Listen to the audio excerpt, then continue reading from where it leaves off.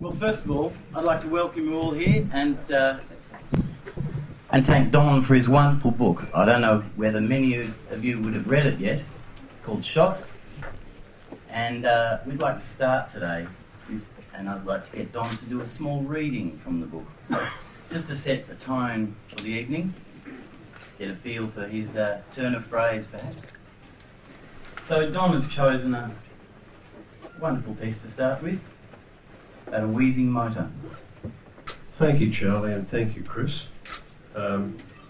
Charlie picked out a piece for me to read, but it had too much sex in it.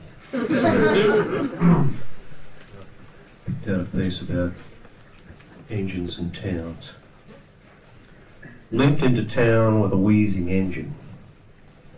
It was a miracle. I could see the lights spread across the far end of the plain, but never thought I'd make that last 20 miles. Amazing how a suddenly tubercular car can bring the horizon in from a 500-mile overnighter to the range of a bullet train. 8-room motel on the northern edge of town. The guy comes out half asleep after I push the button for 10 minutes. Lets me into the office after checking me out. Gives me a quick key and fills a mini steel jug of milk. I find the number, the cardboard door, the freezing cubicle, the blow heater, lay the jacket over the spare blanket over the single bedspread, crawl into icy sheets and fight to stay asleep. Next day I use his phone and get the car towed into a smash repair on the western side of the main drag. I've got a blown Welsh plug, and they're going to have to get spares sent up. Might be this afternoon, might be tomorrow morning. Come back and see. I put all plans down 2 gears and go walking, wandering out the western side as far as the destination signs to that other string of towns, that parallel north-south highway a day's drive towards Day's End, and the chipped single-lane blacktop that may get you there if you time the Midway service station right, or may not. The sound of a piano lesson from one of the houses. A car 2 streets away. A table tray truck with a dog on the back, and a pump disappears west.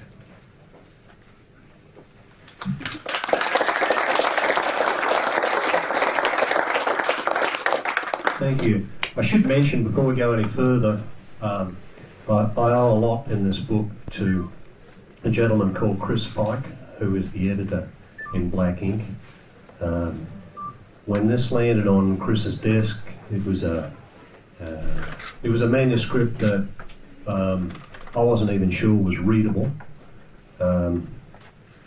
Chris, very early on, assured me that it was readable, but convinced me that it would probably improve with punctuation.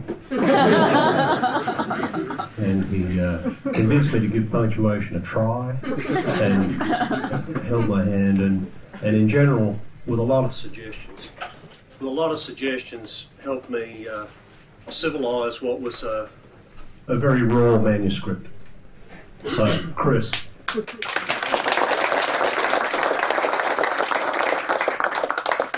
Well, it's a little bit about that punctuation, that comment. It is eminently readable, but it does, you use a certain style which I've seen perhaps in other books. It was familiar to me from a book called Coming Through Slaughter, which was the story of a trumpet player, Billy Bowden, in the 20s.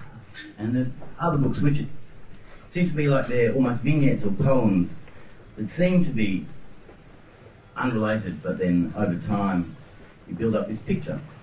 Was this a style did you intend to do it this way, or did you start out as a series of vignettes and go, I've got a book in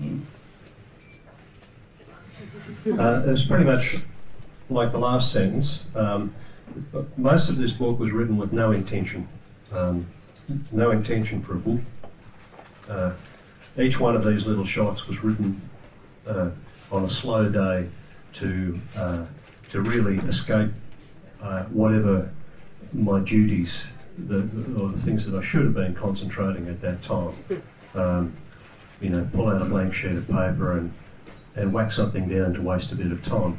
Most of them took, just in the time that it takes to read them, just banging them down for 15 minutes. And it wasn't until quite a few of these bits of paper had started to pile up that I got in a data entry expert to put them on my hard drive. Somebody I knew. The stuff that I had written was illegible, some of it illegible even to me, and so I had to go through it and talk it onto a dictaphone for this guy to listen to while he typed it up.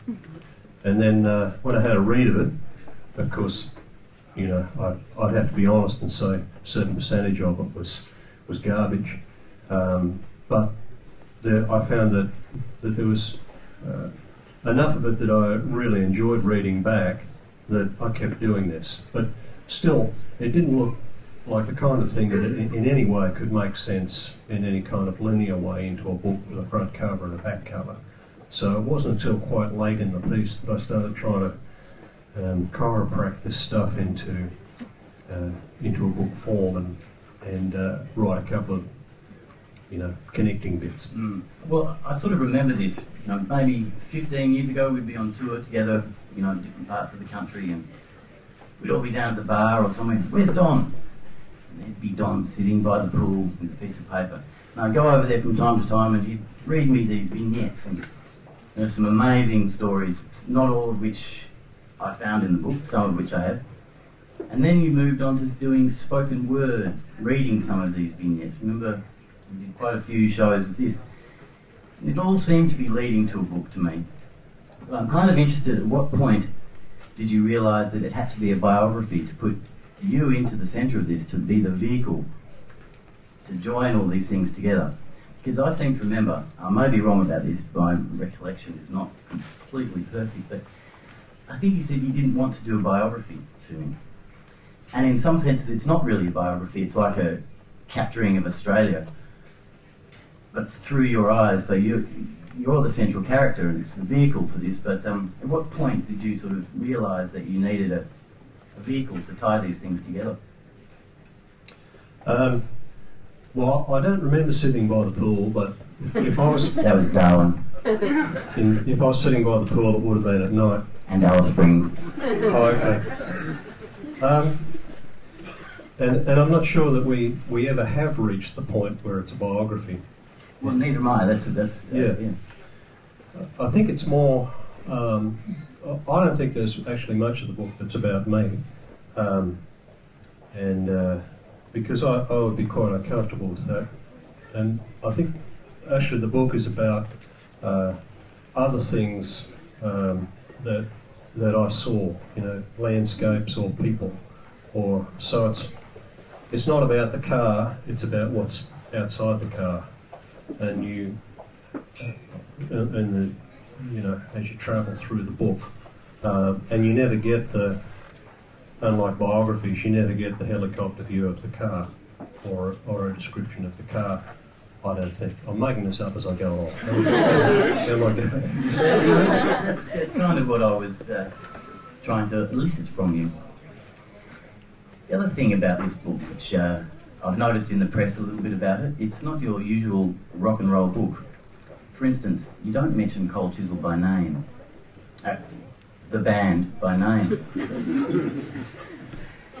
Was that conscious early on, or did you, explain your reasons behind that to me? Well, no, it wasn't conscious, and it wasn't something that I noticed until after the book was in and approved. But it's in the normal course. I think there's a couple of chapters there where Cold Chisel is in the background and is a presence, but it's a presence to the level of what that presence would be in real life. When you're in a band, you don't walk around talking about the name of the band with you and your mates. You're all in the band. So I reckon you could go probably for a number of years without uttering to any of your mates the phrase "the beast's suburban." It just wouldn't happen. That's what other people say. Absolutely. Yeah. So I wasn't consciously avoiding that at all. It's just that in our lives in those years, and I've concentrated on the 7 in the couple of chapters that do deal with that period in my life, which is a small period. I guess I write about the years before we became well known, and in that time, in various cities that we were in, the gigs that we were doing were sparse, and in between rehearsals and stuff like that, we were leading the real life that one does when one is young, has no money, and is just getting on with trying to deal with the real day-to-day problems of how to kill time and how to get a little bit of money. And the band that you're in, so the band that you're in is not in your face all the time. But it's there in the background, in that the mates that you're dealing with all the time are also in that band. So that's really how it's dealt with in the book, rather than, and it's by no means a normal rock biography. No. I think people buying it as a rock biography, if they find it on the shelf next to the Slash book, they'll probably be a bit bewildered. And I think that there are a lot of people out there who probably wouldn't buy a normal rock biography, and they're missing out enormously. But those people, I think among them, there are people who could enjoy this. Well, I found about this, by not using naming the band, it felt to me like the early years of your book, I sort of treated like the Old Testament, and then the later years was split up by your move to Parks, and then became the New Testament, which is where the band was. And by not mentioning the band, it made these two halves of his life, so to speak, be equally balanced, and your recollections of your early childhood are equally as vivid as the early days of the band and the struggles of the band. I thought to myself, your recollections, do you think that as you get older, your recollections grow like a collection of all those things that when you're a young man, you're aware of your grandparents and all this part of your life, but then as you get older, the details come clearer? Is that the way you feel? Like your early years seem to be pinpoint accurate in the reading, just like the story of walking in to see Frank Stavala and being kicked out. They're equally as sharp an observation. Well, Frank never kicked me out. Frank is a good mate to this day, and Frank never treated me badly. He was just not as accessible sometimes. I know one of the guys in Skyhook solved this one day with an axe, quite famously around Melbourne. But so I've led right off the question. Yeah, I'm interested in how you recollect your childhood and your grandparents' world and your parents' world in Grafton. The stories of the leaden floodwaters rising up around your house, and you're really clear, descriptive. It's almost like you're still a child telling it like it is. But obviously it's a long time ago, and you hadn't started writing your vignettes back then. So I'm interested in how you sort of put yourself in the position. Well, I think anybody's recollections of their early life and their childhood are in many ways a lot more intense than what happened yesterday. Partly because at a certain point in life, later for some of us than for others, you kind of sort out your life to kind of dampen the intensity a little bit, and you learn to balance things and so that life is a lot more enjoyable day to day, but probably not so exciting to remember. And I've discussed, I have a younger brother and a younger sister who are, like me, we're all in our 50s now, and I've discussed with them the concept of home And for all of us, even though we've grown up, had families, and moved to all sorts of different cities, for the three of us, home will always mean the one thing. It's the house by the creek, in the little farming community west of Grafton that we left when I was about 13 or 14. In everybody's heart of hearts, there's a house which is home, and often that home is, 50 years later, it's not there, or it's unrecognisable. But that's the place that you grew up, and my memories of that place are a lot more vivid now than many places that I lived in between. So I don't know if that answers the question. Yep. The other thing I'd like to ask you, through this, I've made up a sport reading this book. It's called Song Spotting. And I've been going through, that's like that song, or that's like this song. And when we put out Text on Charlie album, the last one, All Was Forgiven, there was a song called Harry Was a Bad Bugger. Now when we were doing the press for this song, you used to say, well, it's a combination of people and we're going to bit of this, bit of that. But I was thinking, well, this is a biography. Basically, this book is true. Is the real Harry revealed in this book? The song Harry is a compendium of three people, and the fourth element is the elements that I made up. But there are three actual people behind this. One of them I hardly knew. They were all a bit older than me. One of them I hardly knew at all. One of them I knew a bit because he was a musician, and another one I knew very well because he was a musician. There was a generation of guys in our country town and in the surrounding country towns when I was growing up that were maybe 5-10 years older, that were incredibly cunning, incredibly fast on their feet with any kind of business opportunity, illicit or otherwise. And, as an early teenager, I just admired them so much. I wanted so badly to be like them and never could be, because I just will never have that kind of rat cunning. But these are enormously intelligent guys, but not schooled, and enormously more intelligent because of it. And I remember that at one stage when we were talking about getting that last album together back in 2005 or something like that, 2004, 2005, you and I and Tex drove down and did a festival called the Narooma Festival on the south coast of New South Wales.